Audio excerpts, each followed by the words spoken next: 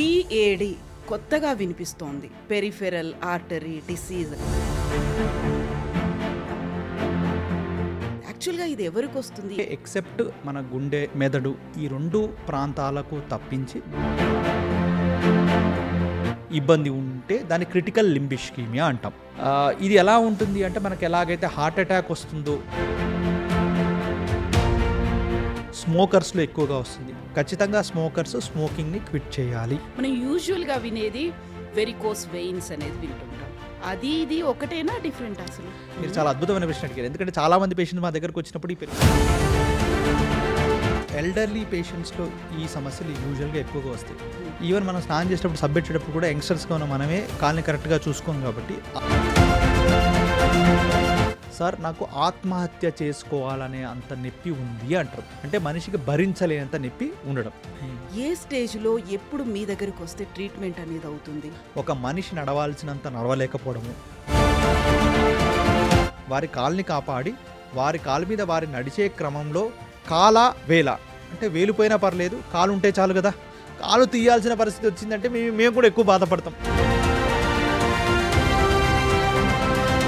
కాకపోతే తప్పదు, మనం పేషెంట్ కాపాడాలి అంటే ఇక అది చేయాల్సిన పరిస్థితి ఉంటుంది. నమస్తే, నేను Kavitha. Welcome to iDream. మనం ఇప్పుడు ఒక స్పెషల్గా ఒక ఇష్యూ గురించి మాట్లాడుకోబోతున్నాం. అది మనల్ని సైలెంట్గా హిట్ చేస్తున్నటువంటి తీవ్రమైనటువంటి వ్యాధి గురించి.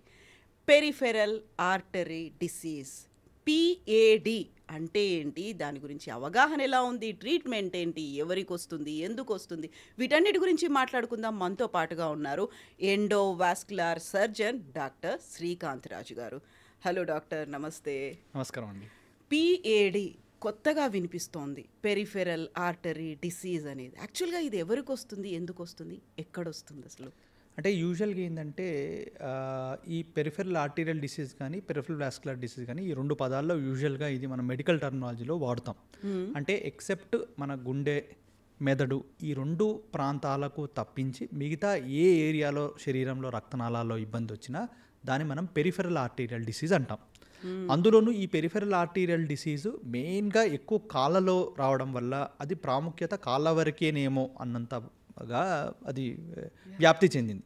కానీ కాళ్ళకే కాకుండా ఇప్పుడు మనం మెదడుకు వెళ్ళే రక్తనాళంలో అంటే కెరోటిడ్ ఆర్టరీలో ఒక ఇబ్బంది వచ్చినా దాన్ని కూడా పెరిఫెరల్ ఆర్టరీల్ డిసీజ్ అంటాం. అంటే కెరోటిడ్ ఆర్టరీ ఏదైతే మనకు మెదడుకు తీసుకెళ్లే రక్తనాళంలో ఇబ్బంది వస్తే దాంట్లో ఒకవేళ రక్తం గడ్డగట్టుకొని ఉంటే దాన్ని మనం ఏమంటాము, కెరోటిడ్ ఆర్టరీ డిసీజ్ అంటాం. దానివల్ల పేషెంట్కి వచ్చే వ్యాధి ఏంటి, స్ట్రోక్ అంటే పారాలిసిస్ అని మన కామన్ వాడుక భాషలో మాట్లాడతాం. అదేవిధంగా చేతులకు వచ్చే రక్తనాళాల్లో కానీ కాళ్ళకు వచ్చే రక్తనాళాల్లో కానీ ఇబ్బంది ఉంటే దాన్ని క్రిటికల్ లింబ్ ఇస్కీమియా అంటాం. అంటే రక్త సరఫరా చేతుల్లో కాళ్ళు తగ్గి ఉండడం దాన్ని ఆ విధంగా అంటారు. అదేవిధంగా మనకు కిడ్నీకి వెళ్ళే రక్తనాళాల్లో ఇబ్బంది ఉంటే అంటే దాన్ని మనం రీనల్ ఇస్కీమియా అంటాం.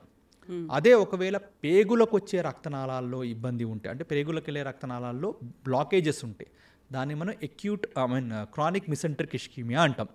ఇలా డిఫరెంట్ మన అవయవాలు శరీరంలో వాటికి వెళ్ళే రక్తనాళాల్లో కొవ్వు పదార్థాలు పేరుకొని వెళ్ళాల్సినంత రక్త సరఫరా అక్కడికి వెళ్ళకపోవడం వల్ల ఈ యొక్క వ్యాధులనే మొదలవుతాయి. కానీ వీటన్నిటిలో కూడా కామన్గా ఎక్కువగా వచ్చేది కాళ్ళలో కాబట్టి దాన్ని పెరిఫెరల్ ఆర్టరీ డిసీజ్ అంటే మెయిన్గా కాళ్ళకు అన్నట్టు చాలామంది అది వ్యాప్తి చెంది ఉంది. ఇది ఎలా ఉంటుంది అంటే మనకు ఎలాగైతే హార్ట్ అటాక్ వస్తుందో అంటే మనకు ఎలాగైతే కొరనరీ ఆర్టరీ డిసీజ్ అంటాం హార్ట్ అటాక్ని, అది కూడా సేమ్ ఇలానే కొవ్వు పదార్థాలు మన హృదయానికి వెళ్ళే రక్తనాళాల్లో బ్లాకేజ్ చేయడం వల్ల రక్త సరఫరా తక్కువ కావడం వల్ల ఈ వ్యాధి ఎలాగైతే హార్ట్కు సోకుతుందో మిగతా అవయవాలు శరీరంలో అదే కొవ్వు పదార్థాలు పేరుకొని రక్త సరఫరా తగ్గించడం వల్ల ఆ యొక్క అవయవాల్లో వచ్చే పరిణామ క్రమంలో వచ్చే ఆ యొక్క సిమ్టమ్స్ని ఆ యొక్క వ్యాధినే మనం పెరిఫెరల్ ఆర్టరీ డిసీజ్ అంటాం.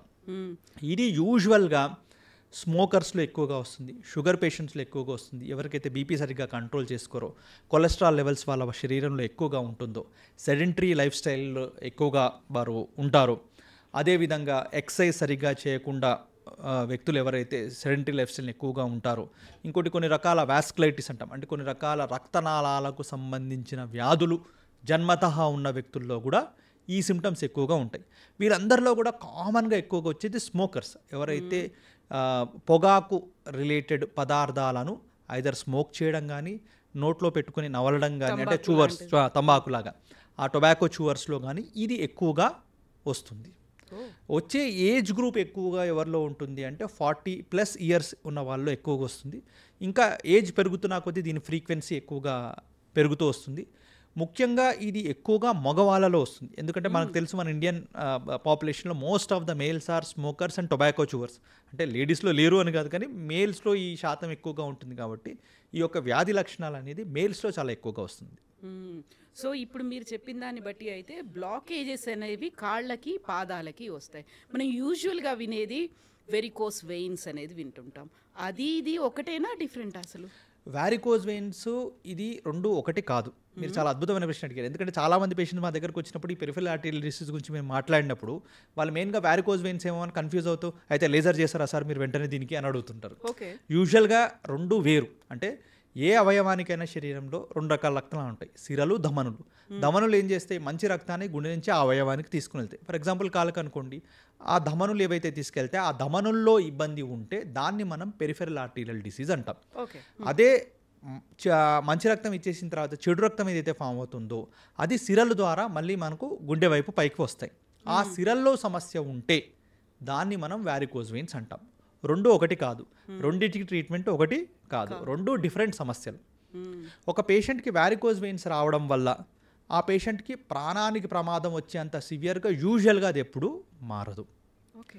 అదే ఒకవేళ పెరిఫెరల్ ఆర్టీరియల్ డిసీజ్ వచ్చి ఉంటే ఆ పేషెంట్కి కాల్లో గ్యాంగ్రీన్ కానీ ఇన్ఫెక్షన్ కానీ ఉంటే అప్పుడు ఆ కాలు తీసేసే ప్రమాదము, ఆ పేషెంట్ యొక్క ప్రాణానికి కూడా ప్రమాదం ఉండే అవకాశం ఉంటుంది. సింపుల్గా చెప్పాలంటే మనం ఎలాగైతే హార్ట్లో మనకు ఇబ్బంది ఉంది అంటే హార్ట్ అటాక్ ఎలాగైతే అంటామో, కాళ్ళలో పెరిఫెరల్ ఆర్టీరియల్ డిసీజ్ ఉంది అంటే దాన్ని లెగ్ అటాక్ అని కూడా అనవచ్చు. అంటే కామన్ టర్మినాలజీలో పీపుల్కి అర్థమయ్యే విధంగా ఉండడానికి చెప్తున్నాను ఆ విషయాన్ని. ఎగ్జాక్ట్లీ. ఇప్పుడు మీరు ధమనులు అన్నారు. ధమనుల్లోంచి మంచి రక్తాన్ని కాళ్ళకి తీసుకెళ్తోంది. మంచి రక్తాన్ని తీసుకెళ్లడంతో పాటుగా కావలసినటువంటి ఆక్సిజన్ని, పోషకాలని వీటికి తీసుకెళ్తోంది. అవి తీసుకెళ్లడంలో ఇబ్బందులు వస్తున్నాయి కాబట్టి అక్కడ బ్లాకేజెస్. అవునండి, అవును, చాలా అద్భుతంగా చెప్పారు. అది అది దాని ఎగ్జాక్ట్ టర్మినాలజీ అనేది మీరు చెప్పింది, అది చాలా యాప్ట్గా చెప్పారు. అది అయితే ఇప్పుడు మనకి వెరికోస్ వెయిన్స్ అనగానే కాళ్ళు ఇలా ఉబ్బిపోయినట్టుగా కనిపిస్తుంటాయి, నరాలు ఉబ్బిపోయినట్టుగా చాలా క్లియర్గా కనిపిస్తూ ఉంటాయి కదా. ఇప్పుడు దీంట్లో కూడా పిఏడిలో కూడా అలాగే కనిపిస్తుందా? యూజువల్గా పెరిఫెరల్ ఆర్టీరియల్ డిసీజ్లో సిమ్టమ్స్ చాలా లేట్గా పసిగట్టడం జరుగుతుంది. చాలామంది పేషెంట్స్ యూజువల్గా చెప్పాలంటే అండి, మన శరీరంలో ద మోస్ట్ నెగ్లెక్టెడ్ పార్ట్ కాలు. యూజువల్గా ఎలా ఉంటుందంటే ఎల్డర్లీ పేషెంట్స్లో ఈ సమస్యలు యూజువల్గా ఎక్కువగా వస్తాయి. ఎల్డర్లీ పేషెంట్స్ చాలా వరకు ఎలా వరకు ఉంటుందంటే వాళ్ళు ఇనిషియల్ స్టేజెస్లో ఉన్న ఆ యొక్క వ్యాధి సిమ్టమ్స్ వాళ్ళు గుర్తుపట్టడం చాలా కష్టంగా ఉంటుంది. ఎందుకంటే మన శరీరంలో ద మోస్ట్ నెగ్లెక్టెడ్ పార్ట్ కాలు. ఈవెన్ మనం స్నానం చేసేటప్పుడు సబ్బెట్టేటప్పుడు కూడా యంగ్స్టర్స్గా ఉన్న మనమే కాల్ని కరెక్ట్గా చూసుకోం కాబట్టి, ఆ వయసులో ఉన్న వాళ్ళు వంగలేరు కాబట్టి కాల్లో ఎలా ఉన్నాయి, ఏం చర్యలు జరుగుతున్నాయని చాలాసార్లు గమనించడం కష్టం. అది ఎలా ఉంటుందంటే రక్త సరఫరా ఒకసారి కాల్లో తక్కువ అవుతూ బ్లాకేజెస్ ఏర్పడుతున్న క్రమంలో ఏమవుతుందంటే కొంత వెంట్రుకలు అనేది కాళ్ళలో తక్కువ అయిపోవడము, ఇంకోటి కాళ్ళు పగుళ్ళలా మారడము, మన గోర్లలో బీటలు వారడము, ఈ విధంగా ఈ సిమ్టమ్స్ అనేది అర్లియస్ట్ సిమ్టమ్స్. డ్రైనెస్ అనేది కాల్లో జరగడము, ఇంకోటి పాదాల్లో పల్స్ అనేది మనకు తగలకపోవడము, ఇలాంటివి జరుగుతూ ఉంటాయి. ఆ సెన్సెస్ ఫీల్ అవ్వరు, ఇలాంటివన్నీ కొంచెం వేగ్ సిమ్టమ్స్లా ఉంటాయి, గుర్తుపట్టడం చాలా కష్టం. సో దానివల్ల ఏమైపోతుందంటే ప్రజెంటేషన్కి వచ్చేసరికి చాలా లేటుగా వస్తుంది. ఇంకొందరు ఎలా ఉంటారంటే ఏజ్ 60 years ఉన్నారు కాబట్టి నడక యూజువల్గానే ఇబ్బంది ఉంటాయి. ఎందుకంటే వాళ్ళకి జాయింట్ పెయిన్స్ ఉంటాయి, మోకాల నొప్పులు, అరకాల నొప్పులు ఉండడం వల్ల అది మాస్కింగ్ సిమ్టమ్స్ వల్ల వాళ్ళు కరెక్ట్గా గుర్తుపట్టలేరు. అంటే ఏజ్ ఎక్కువైపోయింది కాబట్టి నేను సరిగ్గా నడవలేకపోతున్నానులే అనుకుంటారు. యూజువల్గా దీంట్లో ఎలా ఉంటుందంటే ఈ సిమ్టమ్స్ మనకు గుర్తుపట్టే క్రమం ఎలా జరుగుతుందంటే ఫస్ట్ ఇంటర్మిటెంట్ క్లాడికేషన్ అంటాం. క్లాడికేషన్ అంటే ఏంటి, ఒక యావరేజ్ వ్యక్తి, ఒక 60 ఏళ్ళ వ్యక్తి అయినప్పటికీ, 60 ఏళ్ళు లేదా 60 ఏళ్ళ ప్లస్ ఉన్న వ్యక్తి మినిమం 1 కిలోమీటరు ఆగకుండా నడవగలగాలి. అలా నడవలేని క్రమంలో ఒక మనిషి నడవలేని పరిస్థితికి ఉన్నాడు అంటే దాని మనం ఇంటర్మిటెంట్ క్లాడికేషన్ అంటాం. అంటే ఏమవుతుంది, నడిచే క్రమంలో వారి పిక్కల్లో గట్టిగా పట్టుకోవడం వల్ల ఆ నొప్పి వల్ల తను నడవలేకుండా ఆగిపోతాడు. అంటే ఒక 300 మీటర్స్కో 400 మీటర్స్కో హాఫ్ కిలోమీటర్కో పేషెంట్ ఆగిపోతాడు. అంటే ఏంది, ఆ నొప్పి భరించలేనంత ఉండడం వల్ల ఆ యొక్క వ్యక్తి తను నడవాల్సినంత నడవలేని పరిస్థితిలోకి వెళ్ళిపోవడం, దాన్నే ఇంటర్మిటెంట్ క్లాడికేషన్ అంటాం. ఇది అర్లియస్ట్ కాకుండా కానీ లేట్ సిమ్టమ్స్లో అర్లియస్ట్ డయాగ్నోసింగ్ థింగ్ అనమాట. అంటే వాళ్ళు గుర్తుపట్టడానికి ఇది ఒక మంచి లక్షణం. ఇలా ఉన్నప్పుడు దీన్ని ఇంటర్మీడియట్ క్లాడికేషన్ అంటాం. ఇది ఇంకా సివియర్ అయినప్పుడు ఏమైపోతుందంటే కాళ్ళలో పెద్ద పెద్ద బ్లాకేజెస్ పెద్ద రక్తనాళాలను ఉండడమే కాకుండా కాల్లోకి వెళ్ళి అంటే వేలలోకి వెళ్ళే చిన్న చిన్న రక్తనాళాలు కూడా దెబ్బతినడం జరుగుతుంది. అంటే బ్లాకేజెస్ అనేది జరుగుతుంది. అలా బ్లాకేజ్ రావడం వల్ల ఏంది వేలలో విపరీతమైన నొప్పి, అంటే నిద్ర పట్టలేనంత నొప్పి. అంటే మనిషి నిద్రపోదామన్నా నిద్రపోలేడు, కూర్చోలేడు, నుంచోలేడు, ఏ పని చేయలేడు.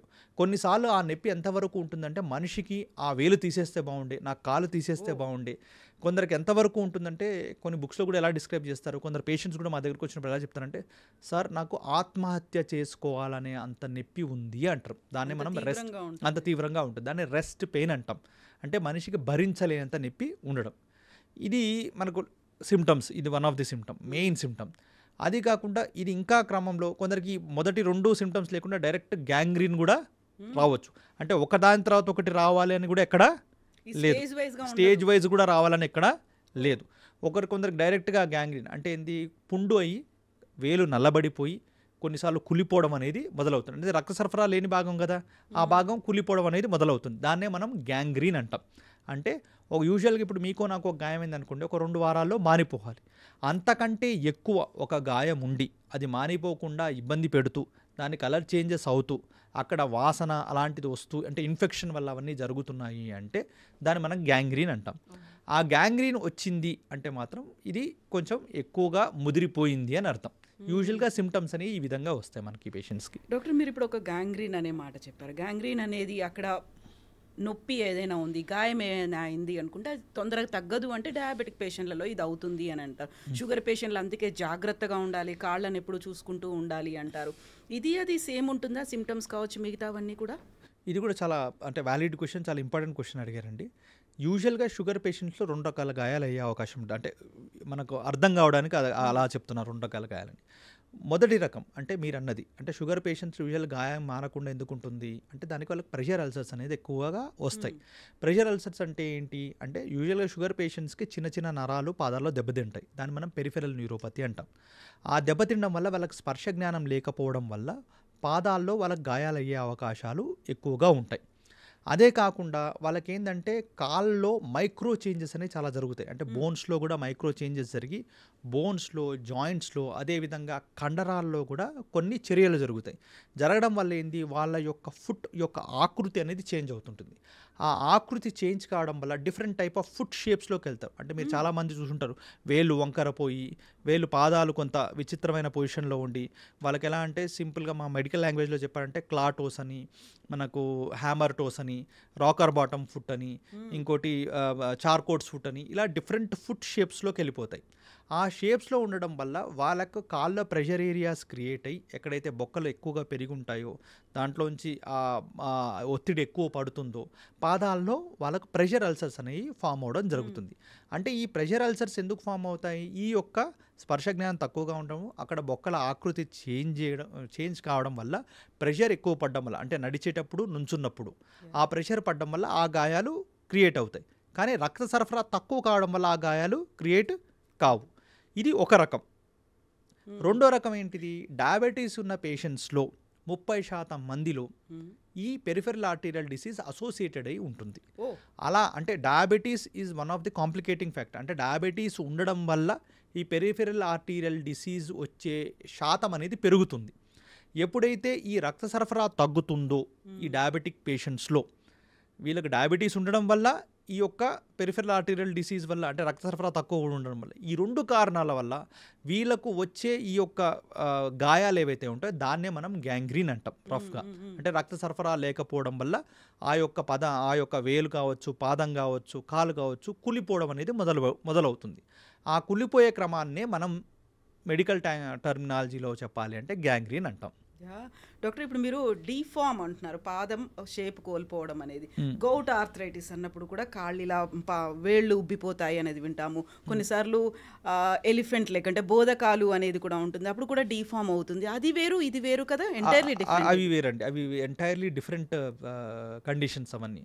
ఆ గౌటీ ఆర్థరైటిస్ కానీ, ఎలిఫెంటియాసిస్ కానీ, ఆ వ్యాధి క్రమం కానీ, ఆ వ్యాధి లక్షణాలు కానీ, అవి వచ్చే క్రమం కానీ వాటికి దీనికి ఎలాంటి సంబంధము లేదు.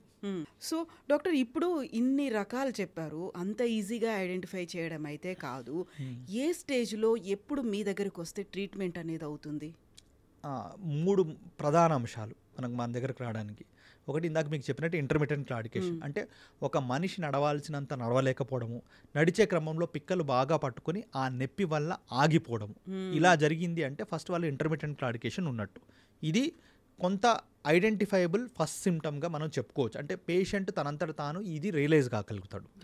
రెండోది రెస్ట్ పెయిన్. అంటే భరించలేంత నొప్పి పాదంలో వేలలో ఉండడం వల్ల అతనికి నిద్ర పట్టకపోవడము, నిద్ర పోలేకపోవడము ఇది జరుగుతుంది. దీన్ని రెస్ట్ పెయిన్ అంటాం. 3 కాల్లో గాయమై అది మారకుండా ఇబ్బంది పెట్టడము, గ్యాంగ్రీన్గా మారడం అంటే నల్లబడిపోవడము, దానిలోంచి వాసన ఇలాగా రావడం. ఈ 3 ఉన్నప్పుడు మాత్రం ఖచ్చితంగా మనం దాన్ని అడ్రస్ చేయాలి. ఈ మూడిట్లో కొంత ఇంటర్మిటెంట్ క్లాడికేషన్ ఉన్న క్రమంలోనే మనం ట్రీట్మెంట్ మొదలుపెట్టి ఉంటుంటే ఇంకా రిజల్ట్స్ కొంచెం బెటర్గా ఉంటాయి. ఎందుకు రెస్ట్ పెయిన్ ఉన్నప్పుడు కానీ కాల్లో గ్యాంగ్రీన్ ఉన్నప్పుడు కానీ ఏం చేయాల్సి వస్తుంది, ఆ గ్యాంగ్రీన్ ఉన్న పదార్థాన్ని మనం తీసేసి ఆ గాయాన్ని మాంచడానికి రక్త సరఫరా ఇంప్రూవ్ చేయాల్సి ఉంటుంది. యూజువల్గా ఒక మనిషికి గోరు తీయాలంటేనే ఇబ్బంది, వేరు తీయాలి అంటే అది ఇంకా చాలా ఇబ్బందిగా ఉంటుంది. అంటే ఒక డాక్టర్గా, ఒక వాస్కులర్ సర్జన్గా మాకు ఎప్పుడు కూడా ఒక పేషెంట్ గోరు కూడా తీయడం ఇష్టం ఉండదు. కానీ మా దగ్గరకు వచ్చినప్పుడు ఒక పేషెంట్ని మేము వేలు తీయాలో లేదా పాదం తీయాలో అన్నాం అనుకోండి, దానికి మెయిన్ థింగ్ ఏంటిది, అట్లీస్ట్ వారి కాల్ని కాపాడి వారి కాలు మీద వారి నడిచే క్రమంలో వారు చేసుకునే జీవనోపాధి కావచ్చు, వారు చేసుకునే పనులు కావచ్చు, వారు 100% చేసుకునే విధంగా చూడాలని, ఇంకోటి వారి ప్రాణాపాయం కాకుండా ఉండాలని. ఒక డాక్టర్గా మా బాధ్యత ఏంటి, వారి ప్రాణం కాలు రెండూ కాపాడాలని. కాల వేల అంటే వేలు పోయినా పర్లేదు, కాలు ఉంటే చాలు కదా. యూజువల్గా చాలామంది పేషెంట్స్కి ఎలా ఉంటుంది అంటే, సార్ వేలా, మీరు వేలు తీసేస్తారా, అమ్మో నాకు వద్దు సార్, నా ప్రాణం పోయినంత పని అవుతుంది అన్నట్టు వారు మాట్లాడుతుంటారు. యూజువల్గా కొందరు పేషెంట్స్కి ఎలా అంటే పూర్తిగా అన్ని వేళ్ళు పాడైపోయి ఆ వేళ్ళు అన్నీ తీసేసినా కానీ వారు ఆ పాదం మీద నడిచే అవకాశం ఉంటుంది. వారి నిత్యకృత్యాలు అంటే వారు రెగ్యులర్ యాక్టివిటీస్ డైలీ చేసుకునే అవకాశాలు ఉంటాయి. డిపెండ్ అవ్వకుండా ఎవరి మీద డిపెండ్ అవ్వకుండా. ఒక విధంగా చెప్పాలంటే ఒక పేషెంట్ కాలు మోకాలు కింది భాగం వరకు పై భాగం వరకు తీసి మనం ఎంత ఆర్టిఫిషియల్ లెగ్ పెట్టినా, ₹1,00,00,000 పెట్టి మనం అద్భుతమైన లెగ్ వేయించుకున్నా, మన కాలుతో నడిచినంత బాగా మనం పెట్టుడు కాలుతో ఎప్పుడు నడవలేం. సైకలాజికల్ ట్రామా ఉంటుంది, డిపెండ్ అవుతున్నాననే ఒక ఫీల్ ఉంటుంది, ఇవన్నీ ఉంటుంది. కాబట్టి మనం ఏంటంటే పేషెంట్ అంటే ఏ పేషెంట్కి మనం వేళ్ళన్నీ తీయాలనేది మనది కాదు, కానీ వేలు తీసేసినంత పరిస్థితికి వచ్చినప్పటికీ కూడా తన కాలు మీద తను నుంచోగలడు, తన పనులు తాను చేసుకోగలడు. ఎందుకంటే మన ఇండియాలోని చాలామంది పేషెంట్స్ ఎవరైతే ఉన్నారో సింగిల్ బ్రెడ్ ఎర్నర్స్. కాకపోతే ఏంటంటే వీళ్ళందరూ కరెక్ట్ టైంకి రాకపోవడం వల్ల చాలామంది కాళ్ళు కోల్పోతున్నారు. వాళ్ళు కాళ్ళు కోల్పోవడం వల్ల ఏంటి, వాళ్ళు జీవనోపాధి సరిగ్గా చేసుకోలేరు. వారు చేసుకోకపోతే కుటుంబం మొత్తం కూడా రోడ్డు మీదకి వచ్చినట్టు అవుతుంది. సో యూజువల్గా అలాంటి బ్రెడ్ ఎర్నర్స్ని మనం వాళ్ళ కాళ్ళు కాపాడగలిగితే ఒక కుటుంబాన్నే కాపాడిన వాళ్ళం అవుతాం. సో కాకపోతే ఏంటంటే పేషెంట్కి ఇప్పుడు మీరు ఇందాక నన్ను అడిగినట్టు హార్ట్ అటాక్ వచ్చింది అనుకోండి, వారు చచ్చిపోతారు కాబట్టి ఇమీడియట్గా చేయించుకుంటారు. కాలుకు అనుకోండి ఏముందిలే అన్నట్టు కొంచెం నెగ్లిజెన్స్ వల్ల చాలామంది పేషెంట్స్ మా దగ్గరకు వచ్చేసరికి మేజర్ టిష్యూ లాస్ అంటే చాలా వరకు వాళ్ళ వేల్లో పాదము కొన్నిసార్లు మరీ లేటుగా వస్తే కాలు తీసేయడము ఇలాంటివి చేయాల్సిన అవసరం పడుతుంది. అలా పడినప్పుడు మాకు కూడా ఇబ్బంది ఉంటుంది. ఎందుకంటే మేము ఎంత సేవ్ చేస్తే మాకు అంత ఆనందం. ఒక పేషెంట్ మా దగ్గర నుంచి ట్రీట్ అయ్యి నడుచుకుంటూ తన ఇంటికి వాళ్ళ ఫ్యామిలీ అందరూ హ్యాపీగా వెళ్తుంటే మేము హ్యాపీగా ఉంటాం. నిజంగానే కదా, హాస్పిటల్కి డాక్టర్ దగ్గరికి వెళ్తున్నాము, మేము కంప్లీట్ హెల్త్గా బయటకు వస్తాము అనే ఒక ఫీల్ ఉంటుంది. మీ దగ్గరకు వచ్చినప్పుడు కాలుతో ఏదో గాయమైంది, ఇంకోటి ఏదో అయింది అని వచ్చిన తర్వాత కాలు తీసేసి పంపించడం అనేది కొంచెం హర్టింగ్గా ఉంటుంది, పించింగ్ ఉంటుంది. అది అంటే మాకు కూడా చాలా ఇబ్బందిగా ఉందండి. ఎందుకంటే చాలామంది పేషెంట్స్ మా దగ్గరకు వస్తారు, సార్ నాకు గాయం ఎప్పుడైందో కూడా తెలియదు సార్ అంటారు. ఎందుకంటే ఈ పేషెంట్స్లో ఒకటి ఏమైపోతుందంటే షుగర్ అనేది ఉండడం వల్ల, డయాబెటీస్ పేషెంట్లో ఇందాక మీకు చెప్పినట్టు ఈ పెరిఫెరల్ న్యూరోపతి అంటే చిన్న చిన్న నరాలు పాదాల్లో దెబ్బతినడం వల్ల వీళ్ళకి ఏంటంటే స్పర్శ జ్ఞానం ఉండదు. అంటే నడిచేటప్పుడు రాయో ముల్లో గుచ్చుకున్నప్పుడు ఆ నొప్పి తెలియదు కాబట్టి వారు చూసుకునే టైంకి అంటే వారు చూసుకునేసరికి ఆ వేలు వాయడము, వాపు రావడము, చీమ్ పట్టడము, అక్కడి నుంచి దుర్వాసన కలిగిన ద్రవాలు బయటికి రావడము, వాళ్ళకి జ్వరం రావడము, పాదం బాగా ఉబ్బిపోవడము, అంటే ఇన్ఫెక్షన్ చాలా సివియర్ దశకు అవుతుంది. అంటే ఆ ఒక గాయం తగిలిన టైం దగ్గర నుంచి వాళ్ళు రియలైజ్ అయ్యే టైం వారం రోజుల నుంచి 10 రోజుల దాకా కూడా కొన్నిసార్లు పడుతుంది. సో వారు వంగలేరు కాబట్టి చాలామంది ఏజ్ పేషెంట్స్ కాబట్టి వారు చూసుకునేసరికి అది ప్రమాదకరమైన పరిస్థితుల్లోకి వెళ్ళిపోయి మా దగ్గరకు వచ్చిన వాళ్ళు కూడా చాలామంది ఉన్నారు. అలాంటి కొందరు పేషెంట్స్లో నేను అంటే ఒక 1000 2000 పోయినప్పటికీ వాళ్ళ పాదాన్ని కాపాడడానికి మాకు ఆస్కారం ఉంటుంది. కొన్నిసార్లు పాదం పోయినప్పటికీ కాల్ని కాపాడే అవకాశం ఉంది కాబట్టి వాళ్ళు నడవగలిగే పరిస్థితి ఉంటుంది. వెరీ రేర్ కండిషన్స్లో ఇప్పుడు కాలా ప్రాణమా అంటే ప్రాణమే కాబట్టి కొన్నిసార్లు కాలు కూడా తీయాల్సిన పరిస్థితి కూడా రావచ్చు. కాలు తీయాల్సిన పరిస్థితి వచ్చిందంటే మేము కూడా ఎక్కువ బాధపడతాం. ఎందుకంటే సో ఒక క్వాలిటీ ఆఫ్ లైఫ్లో మనం పెద్దగా చేంజ్ చేయలేకపోయాం కదా. కాకపోతే తప్పదు, మనం పేషెంట్ కాపాడాలి అంటే ఇక అది చేయాల్సిన పరిస్థితి ఉంటుంది. సో కాబట్టి దీని గురించి అవగాహన మీ ఛానల్ ద్వారా పెంచగలిగితే మనం చాలా మందికి బెనిఫిట్ చేసిన వాళ్ళం అవుతాం అనే ఉద్దేశంతో మీ దగ్గరికి రావడం. ఎస్ డాక్టర్, ఇది నిజంగా అవగాహన కల్పించాల్సినటువంటి అంశం. వస్తే ఒక కాలికే వస్తుందా, 2 కాళ్ళకి వస్తుందా? ఇప్పుడు మీరు అన్నారు ఒక పాదం తీసేస్తే సరిపోతుంది అనుకున్నప్పుడు అది కాలు దాకా కూడా అవుతుందా, ఎక్స్పాండ్ అవుతుందా? ఇవన్నీ కూడా ఉంటాయి కదా. యూజువల్గా ఒక్క కాలికే రావాలని ఎక్కడా లేదు, 2 కాళ్ళకు రావచ్చు. చాలాసార్లు ఎలా ఉంటుందంటే 2 కాళ్ళలో మిర్రర్ ఇమేజెస్ అంటాం. అంటే ఈ కాల్లో ఉన్నట్టే blockages more or less almost ఒక 70-80% సిమిలర్ పిక్చర్ ఆపోజిట్ లెగ్లో కూడా ఉండే అవకాశాలు చాలా ఎక్కువ సార్లు ఉంటుంది. కాకపోతే ఏ కాల్లో అయితే మనకు గ్యాంగ్రీన్ ఉంటుందో, సిమ్టమ్స్ ఉంటాయో మనం ఆ కాలుకే ప్రయారిటీ ఇస్తాం. ఇప్పుడు మనకు షాప్లో ఎలా ఉంటుంది, 1+1 ఆఫర్ ఉంటుంది, ఒక షర్ట్ కొంటే ఇంకో షర్ట్ ఫ్రీ అన్నట్టు ఉంటుంది. కానీ మెడికల్ దగ్గరకు వచ్చేసరికి ఏ కాల్లో ఇబ్బంది ఉందో మనం ఆ కాల్నే ట్రీట్మెంట్ చేయాలి. ఎందుకు, ప్రతి ఒక్క procedure it is associated with some amount of risk, అంటే ప్రొసీజరల్ రిస్క్ కూడా ఉంటుంది. ఇంకోటి ఏంటిది, రెండోది మెయిన్గా మన ఇండియాలో కరెక్ట్గా మాట్లాడుకుంటే ప్రొసీజరల్ రిస్క్తో పాటు డబ్బు, అంటే every procedure is associated with some amount of financial constraints. So ఏ కాల్లో అయితే ఇబ్బంది ఉంటుందో ఆ కాల్లోనే మనం ట్రీట్మెంట్ అనేది చేయాలి. ఇది 1+1 ఆఫర్ లాగా మన బట్టలు కొన్నట్టు అలా కాదు. True doctor. ఇప్పుడు మీరు బ్లాకేజెస్ అన్నారు, మన గుండెలో సిరల్లోనో దమన్లోనో బ్లాకేజెస్ వచ్చాయి అంటే స్టంట్లు అనేవి వేస్తారు. దీనికి ట్రీట్మెంట్ అనేది ఎలా చేస్తారు, ఎలా తగ్గిస్తారు ఆ బ్లాకేజెస్ని? ఇది కూడా సిమిలర్ లైన్స్లో మన హార్ట్లో ఎలా ఉంటుందో అలానే ఉంటుందమ్మా. మనకి ఎలాగైతే హార్ట్లో మనం బైపాస్ చేస్తామో కాళ్ళలో కూడా బైపాస్ ఆపరేషన్ చేసే అవకాశం ఉంటుంది.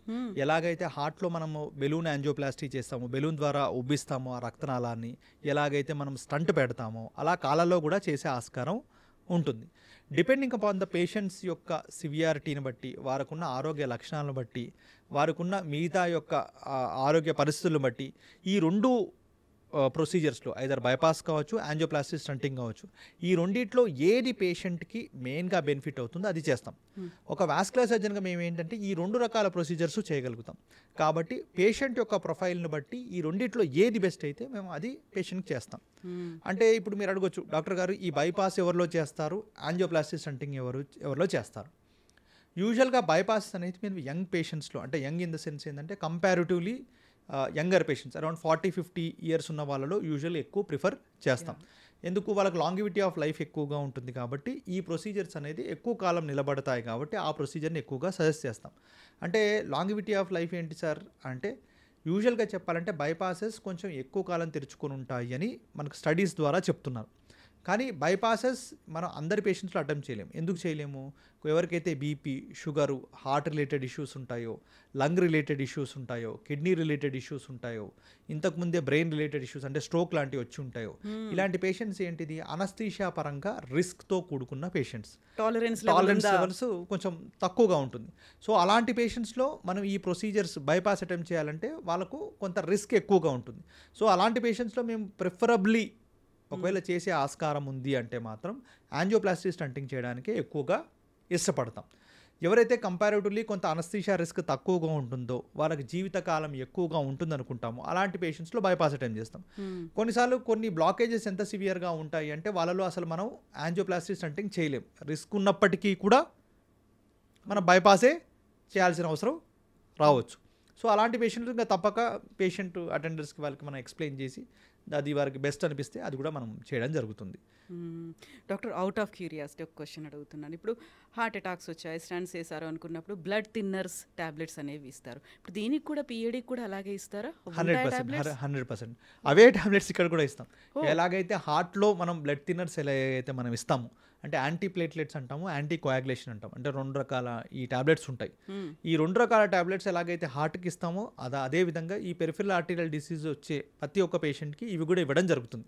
వారి రిక్వైర్మెంట్ ప్రకారం దాని డోసేజ్లో వేరియేషన్స్ అనేవి ఎలాగైతే హార్ట్లో ఉంటుంది ఇలాగనే కాళ్ళలో కూడా ఉంటుంది. డాక్టర్ ఇప్పుడు ఏ ట్రీట్మెంట్ తీసుకున్నా, ఏ మెడిసిన్ అయినా, ఏ సర్జరీ అయినా కొన్ని సైడ్ ఎఫెక్ట్స్ ఉంటాయి అనేది ఉంటుంది కదా. ఇప్పుడు పిఏడికి ఒక ట్రీట్మెంట్ తీసుకున్నారు, మెడిసిన్స్ తీసుకున్నారు, సర్జరీ అయింది, దీనికి కూడా ఉంటాయా సైడ్ ఎఫెక్ట్స్ అనేవి? అంటే యూజువల్గా చెప్పాలంటే మేడం, మనకు సైడ్ ఎఫెక్ట్స్ లేని ట్రీట్మెంట్ అనేది ఎక్కడా లేదు. అంటే దేనికైనా ప్రతి ఒక్కదానికి సైడ్ ఎఫెక్ట్స్ ఉంటుంది. ఇప్పుడు మనం కామన్గా పారాసిటమాల్ టాబ్లెట్ తీసుకుంటాం, కానీ అదే పారాసిటమాల్ టాబ్లెట్ ఒకటేసారి మనం 1,00,000 మందికి ఇచ్చామనుకోండి, ఒకటికి లివర్ ఫెయిల్యూర్ వస్తుంది, ఒకటి చచ్చిపోతాడు. అలా అని చెప్పి నా దగ్గరకు వచ్చే ప్రతి ఒక్క పేషెంట్కి నీకు పారాసిటమాల్ టాబ్లెట్ వేసుకుంటే నువ్వు లివర్ ఫెయిల్యూర్ వస్తుంది, నువ్వు చనిపోతావు అంటే ఎవరు భయంతో వేసుకోరు. So what I'm concern is, అంటే ఒక డాక్టర్గా నేనే కాదు, ప్రతి ఒక్క డాక్టర్ కూడా ఆ 1,00,000లో ఒకటి గురించి కాదు, ఆ 99,999 మంది గురించి మేము ఆలోచిస్తాం. మాకేంటిది బై అండ్ లార్జ్ అంటే రిస్క్స్ బెనిఫిట్స్ కరెక్ట్గా చూసుకుంటే, బెనిఫిట్స్ ఎప్పుడైతే రిస్క్ కంటే ఎక్కువగా ఉంటుందో మనం ఆ పేషెంట్కి అది ఒక టాబ్లెట్ అనేది సజెస్ట్ చేస్తాం. ఇప్పుడు మీరు అన్నట్టు బీపీ, షుగరు, ఇలాంటి డిఫరెంట్, ఇప్పుడు యాంటీప్లేట్లెట్స్ అని, యాంటీకోయాగులేషన్, ఇవన్నీ మనం చాలా మెడిసిన్స్ గురించి మాట్లాడాం. ఇవన్నీ గూగుల్లో వెళ్ళి మీరు దేనికి వెతికినా ప్రతి ఒక్క దానికి ఒక నార్మల్ సైడ్ ఎఫెక్ట్స్ దగ్గర నుంచి to an extent of death వరకు దాంట్లో రాసి ఉంటుంది. అంటే ఏదో రకంగా అలా అని చెప్పి ప్రతి ఒక్క పేషెంట్కి డెత్ రావాలి అనే ఉద్దేశంతో మనం ఆ టాబ్లెట్ ఇవ్వం. కాకపోతే ఆ రిస్క్ అనేది ఖచ్చితంగా ఉంటుంది. అది మనం బెనిఫిట్ ఎక్కువగా ఉన్నప్పుడు ఆ రిస్క్ తీసుకోవాలి. సైడ్ ఎఫెక్ట్స్ లేని ట్రీట్మెంట్, సైడ్ ఎఫెక్ట్స్ లేని డ్రగ్స్ అనేవి లేవు. అది మనం, ఎందుకంటే మా దగ్గరకు వచ్చినప్పుడు కూడా ప్రతి ఒక్క పేషెంట్ ఫస్ట్ క్వశ్చన్ ఇదే అడుగుతాడు, సార్ నాకు అసలు నేను ఆ టాబ్లెట్ వేసుకుంటాను, ఈ టాబ్లెట్ వేసుకున్నాను, నాకు సైడ్ ఎఫెక్ట్స్ రాకూడదు, నాకు బెస్ట్ మెడిసిన్ ఇవ్వండి, డబ్బు ఎంత ఖర్చు అయినా పర్లేదు.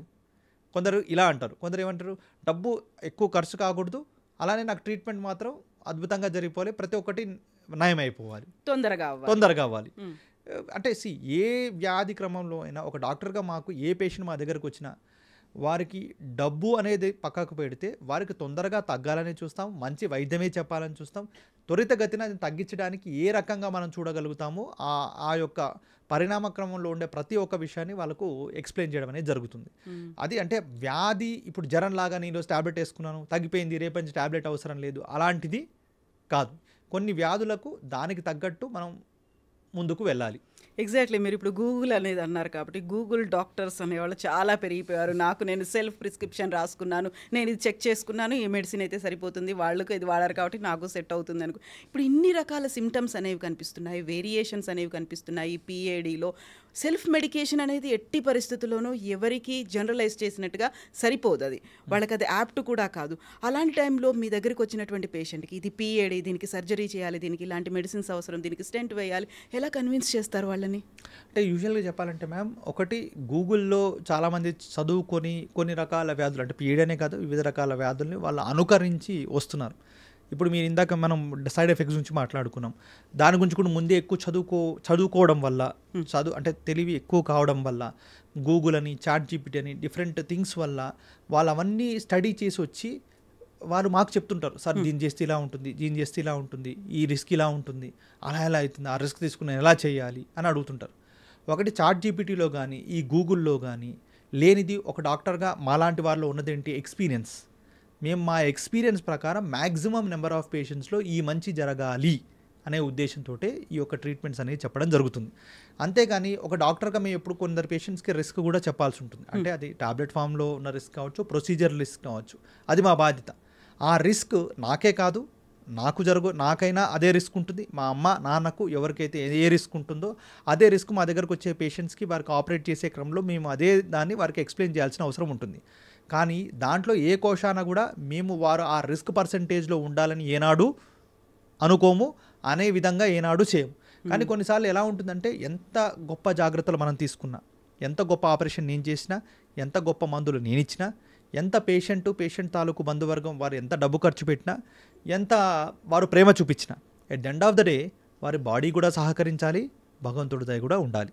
ఇవన్నీ కలిసినప్పుడే ఒక పేషెంట్కి ట్రీట్మెంట్ అనేది చాలా అద్భుతంగా వస్తుంది, దాని యొక్క ప్రతిఫలం కూడా అదే విధంగా ఉంటుంది. కాకపోతే ఇలాంటి కాంప్లికేటెడ్ కేసెస్ అన్ని మేము చేస్తాం కాబట్టి మా దగ్గర రిజల్ట్స్ కొంచెం ఎక్కువ బాగుంటాయి కాబట్టి మేము ఆ విధంగా వారిని కౌన్సిల్ చేసి ఈ విధంగా ముందుకెళ్ళే అవకాశం ఉంటుంది.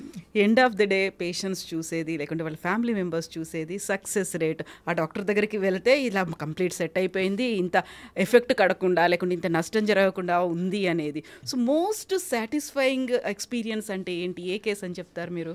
అంటే మాకు ఒక పేషెంట్ యొక్క జీవితంలో మనం ఏ చేంజ్ చేసినా అది మాకు మోస్ట్ సాటిస్ఫైయింగ్ ఎఫెక్టే ఉంటుంది. అంటే కొన్నిసార్లు ఎలా ఉంటుంది అంటే వారి కాలు కాపాడినప్పుడు వాళ్ళ కుటుంబాన్ని కాపాడిన పరిస్థితి ఉంటుంది. ఎందుకంటే ఇందాక మీకు చెప్పినట్టు సింగిల్ బ్లడ్ డోనర్స్ మన ఇండియాలో ఉన్న పేషెంట్స్ చాలామంది. వాళ్ళ కుటుంబంలో నుండి పెద్ద ఒక కాలు కాపాడడం వల్ల ఏంటంటే వారు ఏమైపోతారు, వారు పనిచేస్తారు, వారి జీతం వస్తుంది, వారి కుటుంబం కూడా హ్యాపీగా ఉంటుంది. కానీ అలాంటి పెద్ద ఆయన కాలే మనం తీసేసి ఇంట్లో మూల కూర్చోబెట్టామనుకోండి, కుటుంబం మొత్తం రోడ్డు మీదకి వస్తుంది. సో దానివల్ల ఏంటంటే ఒకరి లైఫ్ కాదు, మిగతా నలుగురు లైఫ్ కూడా, ఆరుగురు వాళ్ళ ఇంట్లో ఉన్న కుటుంబ సభ్యుల యొక్క లైఫ్ పూర్తిగా నాశనం అవుతుంది. సో ఇలాంటివి మాకు చెప్పుకుంటూ పోతే చాలా కేసెస్ ఉంటాయి, ఒకటే అనేది కాదు. రోజు మా దగ్గరకు వచ్చే పేషెంట్స్లో చాలామందికి మాకు సాటిస్ఫైయింగ్గా ఉంటుంది. ఎగ్జాక్ట్లీ, మనం డాక్టర్ దగ్గరికి వెళ్తున్నాము అంటే కంప్లీట్గా క్యూర్ చేస్తాడు అనే ఒక నమ్మకంతో వెళ్తాం. ఆ కాన్ఫిడెన్స్ అనేది డాక్టర్ ఇవ్వగలిగితే చాలు, ఇమ్మీడియట్గా అందరికీ చెప్పడం అనేది కూడా స్టార్ట్ అయిపోతుంది కదా. ఇప్పుడు మనం ఇంత మాట్లాడుకున్న తర్వాత మన తెలుగు రాష్ట్రాలకు సంబంధించి చూస్తే అపోహలు ఎన్నున్నాయి, లేకుంటే మిస్కన్సెప్షన్స్ అంటాము, ఇవన్నీ ఉన్నప్పుడు అవగాహన అనేది కూడా చాలా అవసరం. ఎంతమందికి అవగాహన ఉందంటారు? యూజువల్గా చెప్పాలంటే మెడికల్ థింగ్స్లో మన వాళ్ళకు చాలా అవగాహన రాహిత్యం అనేది చాలా ఎక్కువగా ఉంది. అంటే చాలామంది ఏంటంటే ఇప్పుడు మేము ఒకప్పుడు ఈ యూట్యూబ్స్లో కానీ, ఇప్పుడు మీ ఛానల్స్లో కానీ, ఇప్పుడు మీలాంటి ఛానల్స్లో కానీ మీరు రావడానికి మెయిన్ కారణం ఏంటి అంటే, మా దగ్గరకు వచ్చిన పేషెంట్స్ చాలామంది చెప్తుంటారు, యూట్యూబ్స్లో ఏవో కొత్త ఎవరెవరో తెలియని వాళ్ళు వీడియోలు ఇష్టం వచ్చినట్టు చేసి పెట్టారు, పలానా వ్యాధి దీనివల్ల వచ్చింది, పలానా వ్యాధి దానివల్ల వచ్చిందని పెడుతుంటారు. అవన్నీ చూసి మాకు భయం అనిపిస్తుంటుంది సార్. దీనికి రెమెడీస్ చెప్తుంటారు అన్నీ ఏవో మాకు అంటే చాలా XYZ థింగ్స్ అన్నీ చూపిస్తుంటారు కూడా. అవి చూసినప్పుడు మాకు అనిపిస్తుంటారు, అరే ఇవి చూసి చాలామంది దీనికి ఇదే ట్రీట్మెంట్ అనుకొని బయట ఉండడం వల్ల వారికి ఏంటంటే రోగం ముదురి ఈ విధంగా మన దగ్గరకు వస్తున్నారు. సో దీనికి తగిన టైంలో మనం ఎప్పుడైతే దీని అపోహలు తొలగించగలుగుతామో వారికి చాలా ఎక్కువ బెనిఫిట్ చేసిన వాళ్ళం అనేది లేకుండా. కొందరు వస్తారు మా దగ్గరికి, జలగల ద్వారా ట్రీట్మెంట్ జరుగుతుంది అంటారు. ఆ జలగలలో ఈ ట్రీట్మెంట్ తగ్గుతుందా? నిజంగా జలగలు పెట్టుకొని కాలు కాంప్లికేట్ అయ్యి మా దగ్గరకు వచ్చిన వాళ్ళు కూడా ఉన్నారు. ఐదర్ అది వారికోజ్ వెయిన్స్ కావచ్చు, ఈ పెరిఫెరల్ ఆర్టీరియల్ డిసీజ్ కావచ్చు. ఈ రెండు రకాల దానికి ఇబ్బందులు పడి వచ్చిన వాళ్ళు ఉన్నారు. కొందరు కొన్ని రకాల మసాజ్లు, కొన్ని రకాల లేహ్యాలు, కొన్ని రకాల ఆయుర్వేదం సంబంధించిన ట్రీట్మెంట్స్ అని, కొన్ని ఏదో అడవి ఆకులతోటి దాన్ని నూరి పసరుతో పెట్టిన కట్టులు, ఇలాంటి వివిధ రకాల థింగ్స్ అనేది లాస్ట్ 10 yearsలో మేము చూడడం అనేది జరిగింది. ఇవన్నీ చూసిన తర్వాత ఏంటంటే ఈ అపోహలు తొలగించడం అనేది చాలా ముఖ్యమనే ఉద్దేశం మాకు ఎక్కువగా అనిపించింది. ట్రూ, దీనికి రెమెడీస్ ఇవ్వన్నాయి, తక్కువ ఖర్చుతోనే ఈ వైద్యం అందుతుంది, చికిత్స చేస్తాము, ఇలాంటివన్నీ యాడ్స్ అనేవి విపరీతంగా పెరిగిపోయిన తర్వాత వచ్చేటువంటి ఈ అవగాహనలేవి. యాక్చువల్గా ఎవరెవరు జాగ్రత్తగా ఉండాలంటారు? ఇప్పటిదాకా మనం మాట్లాడుకున్న దాంట్లో టొబాకో తీసుకున్న వాళ్ళు, లేకుంటే వీటన్నిటికీ సంబంధించి అండ్ డయాబెటీస్ పేషెంట్లు, ఇవన్నీ చెప్పుకుంటున్నప్పుడు జాగ్రత్త పడాల్సింది ఎవరంటారు? అంటే యూజువల్గా చెప్పాలంటే ఏజ్ అబోవ్ 40 to 50 years ఉన్న వాళ్ళందరూ దీని గురించి జాగ్రత్త పడాలని చెప్తాను. ఎందుకంటే ఈ జాగ్రత్తలు నేను ఏవైతే చెప్తున్నానో కేవలం పెరిఫెరల్ ఆర్టీరియల్ డిసీజ్కనే కాదు, శరీరంలోని అన్ని రోగాలకు ముఖ్యంగా పనిచేస్తాయి. అందులోనూ పెరిఫెరల్ ఆర్టీరియల్ డిసీజ్కి తీసుకునే జాగ్రత్తలు, మన హార్ట్కి తీసుకునే జాగ్రత్తలు, మెదడుకు తీసుకునే జాగ్రత్తలు అన్నీ సేమ్. నిజం చెప్పాలి అంటే ఇప్పుడు స్పెసిఫిక్గా చెప్పాలి అంటే ఖచ్చితంగా స్మోకింగ్ని క్విట్ చేయాలి. అన్నిటికంటే ఈ ట్రీట్మెంట్లో ఫస్ట్ అండ్ ఫార్మోస్ట్ థింగ్ ఏంటంటే స్మోకింగ్ అనేది 100% ఆపేయాలి. స్మోకింగ్ అంటే బీడీ, చుట్టా, సిగరెట్, ఏ రకమైన పొగాకు పదార్థాలు వాళ్ళు పీల్చకూడదు. 2 టొబాకో చూవర్స్, అంటే ఓన్లీ స్మోకింగే. కొందరు అంటారు, మీరు స్మోకర్సా, మీరు స్మోకింగ్ చేస్తారని అడిగితే, స్మోకింగ్ నేనేం చేయను సార్, కాకపోతే అని ఆపేస్తారు. ఇంకా దానికి మించి బియాండ్ చెప్పరు. స్పెసిఫిక్గా నువ్వు తంబాకు తింటావా, పొగాకు తింటావా అని అడిగితేనే అడ్మిట్ చేస్తారు. సో పొగాకు రిలేటెడ్ థింగ్స్ ఏవి, ఐదర్ స్మోకింగ్ కావచ్చు, చూయింగ్ కావచ్చు, 2 ఖచ్చితంగా చేయొద్దు. ఫస్ట్ అండ్ ఫార్మోస్ట్ థింగ్ ఇది. దాని తర్వాత నెక్స్ట్ ఏంటిది, షుగర్ కంట్రోల్. షుగర్ కూడా పర్ఫెక్ట్గా కంట్రోల్లో ఉంచుకోవాలి. వాళ్ళకి షుగర్ వల్ల వచ్చే ఏ ఇబ్బందులు వారికి కాకుండా చూసుకోవాలి. ఏజ్ పరంగా షుగర్ ఉండడం వల్ల ఏమైందంటే ఎథెరోస్క్లెరోసిస్ అంటాం, అంటే కొవ్వు పదార్థాలు రక్తనాళాల్లో చేరి ఆ బ్లాకేజెస్ అనేది ఎక్కువగా క్రియేట్ అయ్యడానికి ఆస్కారం ఉంటుంది. అందుకే వారు తినే ఆహార పదార్థాలు కూడా చాలా హెల్దీగా ఉంచుకోవాలి. అంటే మనం ఎక్కువ కొవ్వు పదార్థాలు, నూనె పదార్థాలు తినడం తగ్గించాలి, వీలైతే ఆపేయాలి. ప్రమాదకరమైన కొవ్వు పదార్థాలు ఉండే థింగ్స్ అందరూ ఏమనుకుంటారు, మనకు చిన్నప్పుడు ఏం చెప్తారు, మనకు మటన్ కానీ చికెన్ కానీ అవి బాగా తినడం శ్రేయస్కరం, కడుపు నిండా తినడం శ్రేయస్కరం అనేది చెప్తారు. కానీ యూజువల్గా చెప్పాలి అంటే vegetarianised diet is more better when compare to non veg animal foods కానీ మనం ఏవైతే తీసుకుంటాం అవి తీసుకోకూడదు అనేది కాదు, కానీ లిమిటెడ్ క్వాంటిటీలో తీసుకోవాలి. కొవ్వు పదార్థాలు తక్కువగా తీసుకోవాలి, నూనె పదార్థాలు చాలా తక్కువగా తీసుకోవాలి. వీటితో పాటు ఇంకా శరీరం మీద ధ్యాస పెట్టాలి. అంటే సెడెంటరీ లైఫ్ స్టైల్, అంటే ఉదరకాయం బాగా లావుగా ఉన్న వ్యక్తులు వాళ్ళ వెయిట్ మేనేజ్మెంట్ ఖచ్చితంగా చూసుకోవాలి. వారి హైట్కి తగ్గట్టు వెయిట్ అనేది మెయింటైన్ చేసుకోవాలి. ఫిజికల్ యాక్టివిటీ ఐదర్ వాకింగో, జాగింగో, రన్నింగో, సైక్లింగో, యోగానో, కొందరికి షటిల్ అంటే ఇష్టం, కొందరికి స్విమ్మింగ్ అంటే ఇష్టం, కొందరికి సైక్లింగ్ అంటే ఇష్టం. అంటే ఏ రకమైన వ్యాయామం వారి శరీరానికి ఉపయోగపడుతుందో ఆ రకమైన వ్యాయామం అనేది వారు రెగ్యులర్గా చేసుకోవాలి. ఎప్పుడైతే ఇవి క్రమం తప్పకుండా వారు చేసుకుంటారో ఎలాంటి ఇబ్బందులు ఉండవు. ఓన్లీ పెరిఫెరల్ ఆర్టీరియల్ డిసీజే కాదు, హార్ట్ డిసీజే కాదు, ఈవెన్ స్ట్రోకే కాదు, ఏ రకమైన వ్యాధులు కూడా వారికి దగ్గరికి రావు. ఒకవేళ వచ్చినా చాలా లేటుగా వచ్చే అవకాశాలు ఉంటాయి. సో ఇప్పుడు వీళ్ళకి ఇచ్చేటువంటి ట్రీట్మెంట్ ఎన్ని ఫేజెస్లో ఉంటుంది డాక్టర్, ఎలా చేస్తారు? అంటే ఈ పెరిఫెరల్ ఆర్టీరియల్ డిసీజ్ ఉన్న పేషెంట్స్లో యూజువల్గా ఫస్ట్ మనం మెడికల్ మేనేజ్మెంట్ అంటాం. ఎవరైతే ఇంటర్మిటెంట్ క్లాడికేషన్ అంటే నడిచేటప్పుడు పిక్కల్లో కాలు పట్టుకుంటాయో యూజువల్గా ఆ పేషెంట్స్ వచ్చినప్పుడు ఫస్ట్ మనం ఏం చేస్తాం, ఇందాక మీకు అన్నట్టు యాంటీప్లేట్లెట్స్, యాంటీకోయాగులేషన్ అనే టాబ్లెట్స్ స్టార్ట్ చేస్తాం రక్త సరఫరా పెరగడానికి. దాంతోపాటు ఈ పేషెంట్కి సూపర్వైజ్డ్ ఎక్సర్సైజ్ థెరపీ అంటాం. అంటే ఒక 60 ఏళ్ళ వ్యక్తి అట్లీస్ట్ కిలోమీటర్ నడవగలిగాడు అనుకోండి, ఆయన రోజు చేసుకునే పనులన్నీ హ్యాపీగా చేసుకోవచ్చు. సో ఆ కిలోమీటర్ నడవడం అనేది వారికి ఇబ్బంది ఉందనుకోండి, ఫర్ ఎగ్జాంపుల్ 300 మీటర్లు నడవగానే పిక్కలు బాగా పట్టుకుంటున్నాయి, వారికి ఏం చెప్తాం, 300 మీటర్లు నడిచి మీకు పిక్కలు బాగా పట్టుకొని నిప్పి రాగానే అక్కడ ఒక 5 నిమిషాలు కూర్చోండి, మళ్ళీ లేచి మరొక 300 మీటర్లు నడవండి, మళ్ళీ కూర్చోండి, మళ్ళీ ఒక 300 మీటర్లు నడవండి. అలా 1 కిలోమీటరు ఒక వారం చేయండి. దాని తర్వాత ఆ 300 మీటర్లను కాస్త 400 మీటర్లు చేయండి, అంటే ఇంకొంచెం ఎక్కువ నడవడానికి ప్రయత్నం చేయండి. అలా ఒక వారం. దాని తర్వాత అలా ఉదయం ఒకసారి, సాయంత్రం ఒకసారి. ఈ విధంగా ఒక మనిషి క్రమం తప్పకుండా నెక్స్ట్ 12 వీక్స్లో అంటే 3 నెలల్లో అతను 1 కిలోమీటర్ ఆగకుండా నడవగలిగాడు అనుకోండి, మనం ఏ రకమైన ప్రొసీజర్స్ చేయాల్సిన అవసరం ఇమీడియట్గా ఉండదు. అంటే ఇది చేసే క్రమంలో ఒకటి స్మోకింగ్ ఆపాల్సి ఉంటుంది, వాళ్ళు షుగర్ పర్ఫెక్ట్గా కంట్రోల్ చేసుకోవాల్సి ఉంటుంది, ప్రాణాయామనో, యోగానో ఇలాంటి యాక్టివిటీస్ స్టార్ట్ చేయాల్సిన అవసరం ఉంటుంది. బరువు తగ్గడానికి కూడా ఆహార పదార్థాల్లో చేంజెస్ చేసుకోవాల్సి ఉంటుంది. ఎలాగా మీరు వాకింగ్ చేస్తున్నారు కాబట్టి ఎక్సర్సైజెస్ అవన్నీ జరుగుతుంటాయి కాబట్టి ఈ పద్ధతిలో మనం ఇనిషియల్గా మెడికల్ మేనేజ్మెంట్ చేయడం జరుగుతుంది. 2, దాని తర్వాత ఎప్పుడైతే పేషెంట్కి భరించలేంత నొప్పి అంటే రెస్ట్ పెయిన్ ఎప్పుడైతే కాళ్ళలో ఉంటుందో, ఎప్పుడైతే గ్యాంగ్రీన్ కానీ మానని గాయాలు కాళ్ళలో ఉంటాయో అలాంటి పేషెంట్స్కి ఏం చేస్తామంటే ఐదర్ బైపాస్ కానీ యాంజియోప్లాస్టీ స్టంటింగ్ కానీ కాళ్ళలో చేస్తాం. అంటే డిపెండింగ్ అపాన్ ద పేషెంట్స్ యొక్క ప్రొఫైల్ని బట్టి ఈ పేషెంట్స్కి సిటీ స్కాన్ చేయించి వాళ్ళ బ్లాకేజెస్ ఎంత సివియర్గా ఉంది, ఎంత లెంత్ బ్లాకేజెస్ ఉన్నాయి, ఏ రకమైన ప్రొసీజర్ వారికి సెట్ అవుతుంది అనేది చూసుకుని దాని ప్రకారం వారి యొక్క హెల్త్ కండిషన్స్ బట్టి, వారికి ఉన్న మిగతా ఆరోగ్య సమస్యలను బట్టి ఐదర్ యాంజియోప్లాస్టీ స్టంటింగ్ సెట్ అవుతుందా, ఐదర్ బైపాస్ సెట్ అవుతుందా చూసుకుని దాన్ని వారికి సజెస్ట్ చేయడం జరుగుతుంది. ఇంకొందరు పేషెంట్స్ మా దగ్గరకు వస్తారు, ఈ సెట్ ఆఫ్ పేషెంట్సే కాకుండా నాన్ రీకన్స్ట్రక్టబుల్ ఆర్టీరియల్ డిసీజ్ అంటాం. అంటే రక్తనాళాలు ఎంత బ్లాక్ అయ్యాయి అంటే వారికి ఎలాంటి ఆపరేషన్ ఐదర్ బైపాస్ కానీ యాంజియోప్లాస్టీ స్టంటింగ్ కానీ పనికిరాదు అనే పరిస్థితిలో ఉన్న పేషెంట్స్ కూడా ఉంటారు. అంటే మీరు వినుంటారు, హార్ట్లో కూడా ట్రిపుల్ వెసెల్ బ్లాకేజ్ ఉంది కానీ ఆపరేషన్ చేసేస్తే పేషెంట్ ప్రాణానికి ప్రమాదం, ఐదర్ స్టంటు చేయలేము, ఐదర్ బైపాస్ చేయలేము, కాబట్టి టాబ్లెట్స్ ద్వారానే మేనేజ్ చేస్తాం అంటారు. అలానే కాళ్ళలో కూడా ఇలాంటి ప్రమాదం ఉండే అవకాశం ఉంది. అంటే అవి బ్లాకేజెస్ చాలా సివియర్గా అయిపోయి దానికి ఎలాంటి ట్రీట్మెంటు అంటే మనం ఆపరేటివ్ విధానంలో చేసే పరిస్థితి లేదు. అలాంటి పేషెంట్స్ ఇప్పుడు లేటెస్ట్గా ఏంటంటే కొన్ని రకాల మనకు ట్రీట్మెంట్స్ అంటే రెమెడీస్ అనేవి కొన్ని ఉన్నాయి. ప్రోస్టాగ్లాండిన్ ఇన్ఫ్యూజన్ అంటాం. ఒక పర్టికులర్ విధానంలో ఏం చేస్తామంటే ఒక ఇంజెక్షన్స్ అనేది వారికి ఇవ్వడం జరుగుతుంది. ఆ ఇంజెక్షన్స్ వల్ల ఏంటంటే చర్మానికి వచ్చే రక్తనాళం కొంత పెరిగే అంటే రక్త సరఫరా అనేది కొంచెం పెరిగే అవకాశం ఉంటుంది, ఒక 10-20% పెరిగే అవకాశం ఉంటుంది ఈ ప్రోస్టాగ్లాండిన్ ఇన్ఫ్యూజన్. ఇదే కాకుండా ఇంకొంచెం హై ఎండ్లోకి వెళ్తే స్టెమ్ సెల్ థెరపీ అంటాం. అంటే పుట్టిన శిశువు యొక్క బొడ్డు దగ్గర నుంచి కొన్ని కణాలను తీసుకొని దాన్ని ఇంజెక్షన్ రూపాన తయారు చేసి మన పిక్క భాగంలో ఇంకోటి పాదంలో ఆ ఇంజెక్షన్స్ అనేది ఇవ్వడం జరుగుతుంది. దానివల్ల ఏమవుతుందంటే 50% ఆఫ్ పేషెంట్స్లో ఇందాక మీకు చెప్పినట్టు రెస్ట్ పెయిన్ కానీ గాయం కానీ తగ్గే అవకాశాలు ఉంటాయి. నీకు అర్థమైందా?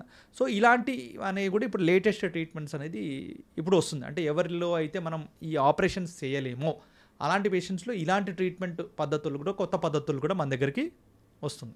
సో సైలెంట్గా హిట్ అవుతుంది అనుకున్నాం కాబట్టి పర్ డే ఎంతమంది పేషెంట్లు మీ దగ్గరకు వస్తున్నారు ఇప్పుడు? అంటే యూజువల్గా చెప్పాలంటే మ్యామ్ ఆన్ అన్ యావరేజ్ ప్రతి 3 పేషెంట్లలో ఒక పేషెంట్ ఈ పేషెంట్ ఉంటారు మా దగ్గరకు వచ్చేవారు. ప్రతి ముగ్గురులో ఒకరు ఉంటున్నారు. కొంత సివియారిటీ అనేది ఎక్కువ అవుతుంది. ఇంకోటి మీరు కరెక్ట్గా రియలైజ్ అయితే ఒకప్పుడు షుగర్ అనేది 50 ఏళ్ళు 60 ఏళ్ళ తర్వాత కానీ చూసేవాళ్ళం. కానీ ఇప్పుడు 20-30 ఏళ్ళ వ్యక్తుల్లో చాలా యంగ్స్టర్స్లో మనం షుగర్ అనేది చూస్తున్నాం. ఇంకోటి పొగాకు రిలేటెడ్ ఏవైతే ఉన్నాయో వ్యసనాలు ఉన్నాయో ఒకప్పటితో పోలిస్తే ఇప్పుడు యంగ్స్టర్స్లో చాలా అర్లీగా వస్తున్నాయి. ఇవన్నీ రావడం వల్ల ఏంది, ఇంకోటి హెల్దీ లైఫ్ స్టైల్ లేకపోవడము, జంక్ ఫుడ్ ఎక్కువగా తినడము, మనకి ఇవన్నీ రావడం వల్ల ఈ వ్యాధులు అనేవి ఇప్పుడు చాలా ముందు వయసులోనే వచ్చేయడం జరుగుతుంది. సెడెంటరీ లైఫ్ స్టైల్ ఉండడము, బాగా లావుగా మారిపోవడము, దీనివల్ల స్ట్రెస్ లెవెల్స్ ఎక్కువ అయిపోవడము. ఒకప్పుడు మన పూర్వీకులతో పోలిస్తే మనం చేసే యాక్టివిటీస్ అనేవి చాలా తక్కువ, మనకు సెడెంటరీ లైఫ్ స్టైలే చాలా ఎక్కువగా ఉంది. దానివల్ల ఏంటంటే ఈ వ్యాధులు వచ్చే క్రమం కూడా చాలా అర్లీగా ఉంటుంది. దానివల్ల వ్యాధులు వచ్చే సివియారిటీ కూడా చాలా పెరిగిపోతుంది. సో మనకు వెరికోస్ వెయిన్స్ అనగానే ఒకటి గుర్తొస్తుంది, ట్రాఫిక్ కానిస్టేబుల్స్ లేకుంటే టీచర్లు ఎక్కువసేపు నిలబడి ఉండే వాళ్ళలో వస్తుంది అని. బట్ ఇది అలా కాదు, ఎక్కువసేపు నిలబడి ఉండడం కాదు, ఎవరికైనా రావచ్చు. అడిషనల్గా మనకి ఇలాంటి వ్యసనాలు లేకుంటే దురలవాట్లు ఉన్న వాళ్ళు కొంచెం జాగ్రత్తగా ఉండాల్సినటువంటి అవసరం అయితే. అవునండి. ఎప్పుడైతే మనం ఇందాక మీకు చెప్పినట్టు ఆహార పదార్థాల్లో వాళ్ళు చేసే పనులలో ఎప్పుడైతే శ్రద్ధ వహిస్తారో వాళ్ళకు ఇలాంటి వ్యాధులు రావు, వాళ్ళు ఆరోగ్యకరంగా ఉంటారు. ఎవరైతే వీళ్ళు సరిగ్గా పట్టించుకోరో వాళ్ళు ఇలాంటి ఆరోగ్య పరిస్థితులు వచ్చే అవకాశాలు ఎక్కువగా ఉంటాయి. డాక్టర్, ఇప్పుడు డయాబెటిక్ ఫుడ్ పేషెంట్స్ ఉంటారు, వాళ్ళకి ఆల్రెడీ ఎఫెక్ట్ అనేది పడి ఉంటుంది కాబట్టి వాళ్ళకి ఇది కూడా అడిషనల్గా యాడ్ అయింది అనుకోండి, వాళ్ళు ఎలాంటి జాగ్రత్తలు తీసుకోవాలి? యూజువల్గా డయాబెటిక్ ఫుడ్ పేషెంట్స్ పాదాల మీద చాలా జాగ్రత్త వహించాల్సిన అవసరం ఉంటుంది. మనలో చాలామంది పేషెంట్స్ ఎలా ఉంటారంటే, నార్మల్ వ్యక్తులు కూడా ఎలా ఉంటారు, మొహానికో చేతికో ఇచ్చినంత ఇంపార్టెన్స్ ఎప్పుడు మనం కాళ్ళకి ఇవ్వం. కాబట్టి దాన్ని ఎప్పుడు జరుగుతాయి, ఎప్పుడు కాళ్ళలో గాయాలు అవుతాయి అనేది పట్టించుకోరు. ఎందుకు, వాళ్ళకు స్పర్శ జ్ఞానం కూడా తక్కువ ఉంటుంది కాబట్టి అది గుర్తుపట్టే సమయానికి ఆ గాయం పెద్దగా అయిపోయి వారి కాలుకో వేలుకో అది ఇన్ఫెక్షన్ ఎక్కువగా సోకి ప్రాణాపాయం కూడా జరిగే పరిస్థితులు ఉంటాయి.